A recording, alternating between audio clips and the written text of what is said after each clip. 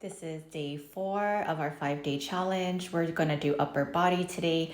So this is a push and pull sequence all in one. You have lots of options. If you don't wanna use a weight or you don't have any weights, you can use a resistance band. So we're gonna just do a push up to a row, one on each side.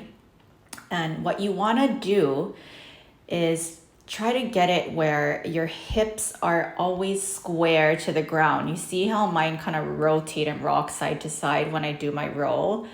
That's compensation. And so once we progress, we want to get away from that. This is a push up with a dumbbell. You can choose your dumbbell weight. I think I'm doing a little better with my hips. Oh, not on that side. Make sure you keep your core in tight. Your lower back's not sagging towards the ground. Keep that lowest rib pulled toward your hips. For a neck, you want to keep a neutral gaze right above where your hand placement is. Now we're doing eccentric pull-ups. Most of you won't have this at home, so head out to the park or you can grab a bar that fits over your doorway. Eccentrics are the most efficient way to get and progress to that full pull-up. So what you want to do is jump up, do a hanging pull up like we did in grade school, and then just slowly lower yourself down. Do as many reps until you start to feel yourself fatiguing. Take note of that as your baseline and then progress from there. So we're doing a single arm seated military press with your legs straight out in front of you. Get a little bit of hip mobility and some hamstring flexibility. So grab your dumbbells. You're gonna have one arm out for balance. Really brace that core. Think about keeping your ears over your shoulders. Think about hugging your spine with your inner core muscles, and we're just gonna press up. Now, if you can get that arm in line with your ear, that's great. If you can rotate it slightly past that ear towards the back of the room, that will give you some extra mobility. An option is to turn your wrists in for more of a neutral grip. And if you can do 10 to 12, great.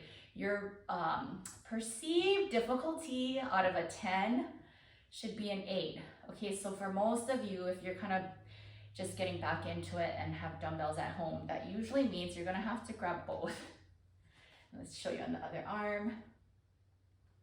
You can just hold it like this, whatever's comfortable. Make sure your spine is not rounded, make sure it's not hyperextended, and you're just gonna press up. So keeping that core and even your pelvic floor compressed. So we're gonna do 3 sets on each side. Good? Do a rotational side plank. So go ahead and stack your elbow directly underneath your shoulder. An option is to stack your feet. This gives for a more stable base if you stagger your feet. So you're gonna think about keeping your ear, again, in line with your shoulder, straight line from your shoulders through your hips to your knee. And what we're gonna do is we're just gonna rotate. And if your range of motion is limited, that's fine.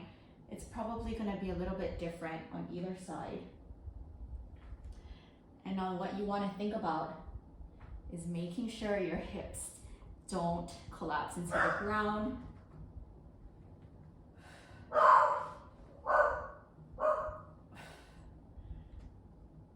So these are 2 options. You can go for as many reps until it burns and then cranking out about 5 more. Or you can set a timer for a minute and see how many you can do in a minute with good form. And reminder to keep that shoulder, hip, and knee all in a straight line.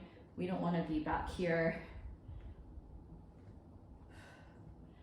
So we're getting in some of our obliques and hitting the different abdominal muscles. Good.